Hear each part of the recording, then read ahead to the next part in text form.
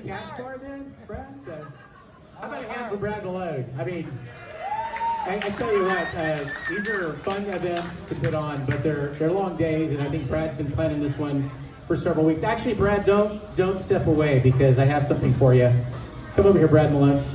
So, Tim Baldwin, Tim, are you here? Yeah. So Tim actually left something out of the award presentation at lunch today. So he gave us our golden ticket and it was great, but there was one award that he announced last night that I thought we were going to recognize and acknowledge today. So when Tim, how many people went to the That's How We Roll film last night? Everybody enjoy it? First of all, thank you, Jake, and everybody for for being here and putting it on. You guys did a great job. Wonderful film. I love to work for a company that says, well, now that we sold it, I guess we have to figure out how we're going to build it. That is actually every single staff meeting we have. Now, I guess we got to figure out how to get it done. But anyway, when Tim introduced the film, he also thanked Brad, and he said, you know, Brad is actually our PR Prince Charming. I remember that was the exact word, right, Tim? So I thought, you know what? We need to acknowledge that. So, Brad, I'd like to present you with your new Six Flags name tag. It says Prince Charming on it. So everybody a round of applause for Brad. So, congratulations. Nice. Yeah, so Brad is, so funny story, after lunch I went to our HR department. I said, hey, I need a name tag that says Prince Charming on it.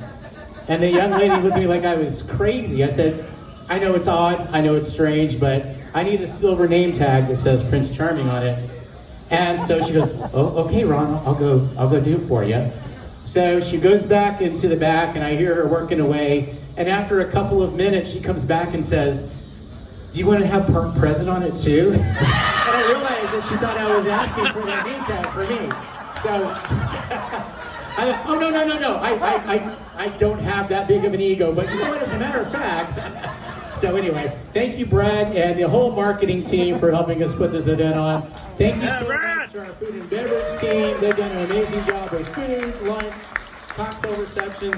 Our rides team, which are over there eating. I did not get them drink tickets, so I'm not sure how they're drinking right now. But guys, we still have about 2 more hours before we close. So our rides team actually, and along with Brad, they put together that auction today. And I haven't heard the final tally, but I think it was somewhere around $2,300. $2,300. So yay you! So that's awesome stuff. The Roller Coaster Museum is really terrific. So that's it for my presentation, guys. Have a great night. No, I'm joking. So what I'd like to do today is just kind of update you guys. For those of you who were here during Winterfest back in January, we talked a lot about what our focuses were going to be here at Six Flags Over Texas over the next few years. And we talked a lot about subtle nuances, what I like to call subtle nuances, the things that people don't think make a difference, but once you turn them back on and have them going again, you recognize how important they really are. So our team here has been just busy working their tails off trying to work and enhance some of those subtle nuances. Hopefully you've noticed the waterfall is cutting on, you notice the additional landscaping work. We're now starting to get after some of those pesky paint projects that have been eluding us over the last few years, and we'll continue to do that. I like to tell people we have a really long list here, but we're going to keep chipping away at it and making it better and better. So, you know, Amusement Today recognized this park for the Renaissance Award, which was really kind of focused on some of those subtle nuances, really talking about Casa Magnetica, talking about Flute 1, which we were very excited to reopen. And I've had so many of you come up to me and say, thank you for what you're doing. I'm not doing anything. It's this amazing team. My big job is to make sure that I signed a check and stay out of the way. So these guys, so please hands off to our entire park team for all this stuff. Yeah. We're the ones making it happen, I promise you. I'm not smart enough or talented enough to know how to do all those things. So let's talk about some of the park enhancements. We're going to roll to that next slide here real quick. Bradley. There we go. So never have I been more excited about asphalt in my entire life. But one of the things that we've talked with the city about, and they've asked us, is to take a really hard look at our curb appeal and how the park looks as you're approaching the park from Road to Six Flags and Six Flags Drive. So we are unleashing a little over $2 million to repave, restripe, and redesign our overflow parking lot. So very excited about that. That work actually began this week. We are going to do about a fourth, and then hopefully by the end of the year we'll have the entire overflow lot completely asphalted, repaved, striped, and then we move on to the rest of the parking lot and our toll plaza area. So again, baby steps, but I'm very excited about this project. My wife and I were at a Rangers game a couple nights ago, and I made her drive through the parking lot with me just so I could show off our asphalt project that we have going on. And she said, I don't understand why you're this excited about this project, but okay, if you say so, honey. So, next slide, brother. Oh wait, are we doing Aquaman? Okay, sure. How about Aquaman? Yeah! We should have reversed this, huh? So I know you guys will get an up close and personal look at this ride. Right now, what we had to do, because we're adding the turntable, is the actual track was fully constructed already. So I can't tell you how much it breaks the maintenance director's heart to have to deconstruct something he's already built. So right now, what you're seeing, the work out there is sort of the end product of the demo work. The demo work's about done. So now we'll start preparing the site for our turntable and also the additional boat. As I mentioned during Winterfest, we really felt like this was important because we didn't want to open a ride that you waited so long to ride in the heat and you didn't get to enjoy the experience. It was going to be a detractor from what should be a really great ride experience. So we are scheduled still to open Aquaman the end of the summer of 2024. So I hope you're excited about that. No, I'm joking. 2022. The other exciting thing about this project, though, for us is that it gave us the opportunity and the time to pull up and think about how we really want to tell the story of Aquaman and the ride experience. So we are actually using this time to redesign, recreate, and reimagine our queuing experience to do some more immersive storytelling. So I think you'll be very excited about some of the things that we've come up with. There's also be some indoor air-conditioned queuing. How about that? Yes. It does get hot here in Texas. So I think you're going to really like not only the additional turntable and the capacity and the rides per guest we get out of it, but also I think you're going to really love the immersive storytelling and theming that we do with this ride. So I think we have some beautiful footage to show you. There we go. It's a time lapse. So hold on, Brad, stop real quick. So I'm hard on Brad. So he showed me this time lapse and I said, Brad, you know what would make this time lapse better? He goes, what? I said, some music. And he goes, you know it's only 15 seconds, right? I said, so I went, in addition to your enjoyment of the footage, I really want you to appreciate the sound and music behind it, because Brad worked really hard on it, so.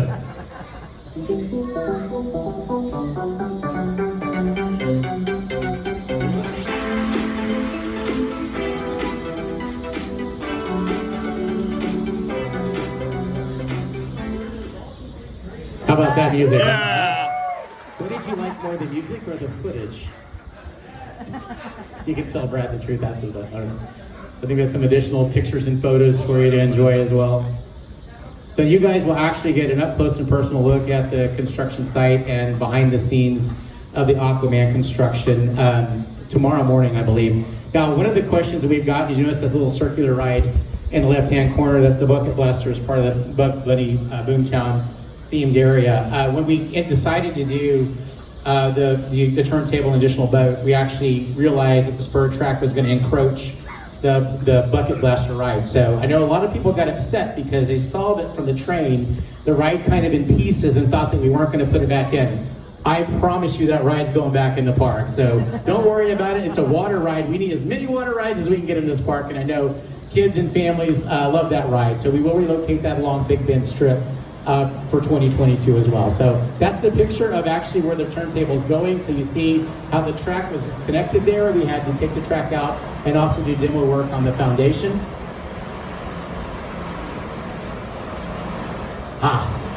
My favorite project, the Looney Tunes mall facade. Or as I like to call it, we have no idea what we're doing. Oh no. This is actually reminding me of your film last night. I was like, well, I guess we got to do this now, don't we? Because I don't know how many of you have been involved in kitchen remodel projects or remodeling your bathroom. And so you're at a contractor, hold the sledgehammer to the drywall and goes, now's the time to change your mind, because once I do this. So that's sort of how we feel about this project. However, we're talking a lot about area development here. And one of the observations that I had when I first got here is the traffic patterns and the behavior of our guests and what they do and where they go when they arrive. Because we put so many new attractions on the right side of the park in the Gotham area, the vast majority of our guests will actually turn right to go to those attractions. So when we were thinking about how we were going to prioritize area development at Six Flags Over Texas going forward, I call it the go right strategy right now, which is what we're focusing on. So one of the things that always bugged me was how aged the Looney Tunes small structure had become with just the flat Looney Tunes intellectual property that was on there. So structurally also we needed to do some work behind that facade. So we decided that we were going to go ahead and just tear that down and rework the front of that. And as part of our long-term strategy, we'll actually rework that store. The working idea is sort of a Six Flags Universe retail shop, which we're still working on designs, but I have a little rendering. That top picture is an idea of what we hope that facade will actually end up looking like. The bottom picture is what it looked like before. So instead of flat pieces, painted pieces, we're gonna go with dimension, we're gonna go with shapes, we're gonna make it feel very kind of Times Square-ish, Chicago Magic Mile kind of thing as you walk through there. So now when you take that right, you've got this beautiful facade. You have the work that we've done with the truck ride in Bugs Bunny Boomtown, and you're looking right at our beautiful new painted Pandemonium ride. So we're very excited about this project. Our goal is to have it done by the end of the year. We're gonna hire RMC to help us figure out what we're doing, since they seem to work along the same pace that we do. So can you guys go ahead and fix that? So we're thinking single rail at Raptor track, go along the top. But we are very excited about that project. I think it's gonna really enhance the park once you take that right turn and head towards Gotham. Pandemonium. I can't believe how many people thought that color was pink. And for a while there, I did too. That's not exactly what the paint color was. It wasn't pink, but obviously it's not pink. It's a very nice purple. We really, because Aquaman is the ride that we're going to be focusing on in 2022, we wanted to make that whole area, again, going right, look and feel fresh and new. Pandemonium was ready to be painted, and I just could not have the Pandemonium paint condition look that way, sitting directly in front and adjacent to our brand new shiny Aquaman ride. So we made the decision as part of our plan and strategy on area development to repaint that ride. I think it looks great. You guys think it looks great? Oh yeah. So you saw Chris Baker. He spoke earlier about our event strategy. So Chris Baker is colorblind, but he didn't tell me this. And he and Andrew Miller brought me over to the ride right after we painted the first section of the track. He goes, "Ron, you made a big mistake. This ride's pink. Do you really want a pink ride?" And it's funny because a lot of you thought we were going with a pink theme, which I thought was brilliant, by the way. It's like, why didn't I think of that? But as we started to paint it more, I realized, okay, Chris is wrong. And he goes, "Oh, I was colorblind, so I had no idea what color I was looking at." Andrew told me to tell you it was pink. So I think it looks great. We're very excited about it. I think it's about 98% complete. And then once we have this ride project painted and gone, we'll move on to the next ride that we're going to paint before the end of the year as well, which is Mr. Freezer vs. Blast. Yeah. Yes. Yeah, I totally agree with you. So I had the paint palette. I forgot to share it with Brad, but it is going to be a different color. We'll make that a surprise. How about that? We'll just have to wait and see.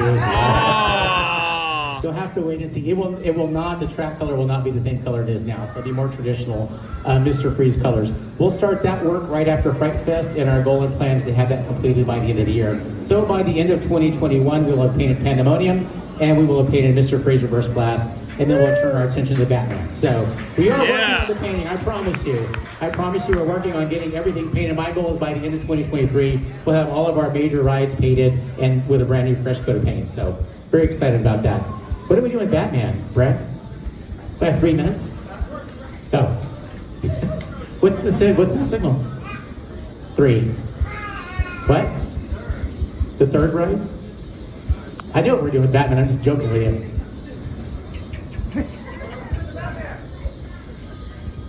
I know. So, we should have rehearsed this. So, one of the strategies that we really have here, and Mike Spanis, our CEO, is immensely passionate about rides per guest. Rides per guest. Let's get guests out of lines in the food stands. Let's get guests out of lines and get on the rides. We just know that our guests are happier when they've ridden more rides and they're not spending all their time in line. So because of that, and because Batman is one of our more popular rides, probably I would say arguably outside of these two, I have to admit, New Texas Giants popular, it's okay. We'll have a third B&M train for the Batman the Ride in 2022. So that means that because of our year-round operation now, we always have to take the train out of service for rehab, which means for a very protracted period of time, and we try to manage it. We have only one train operation. This will ensure that we will always have two train operation on Batman. So I hope you're excited about that. It's something that we're really committed to, is adding more trains, more opportunities for rides per guest. So Pirates of Spelunker Cave. What is this? Oh, yeah. Very good. Yes, sir. We're really excited about this project. It's been a passion point of mine since I got here. It took us rolling about every single corporate executive through this park and through that ride over the last 6 months. But we finally got commitment that we can move forward with this project.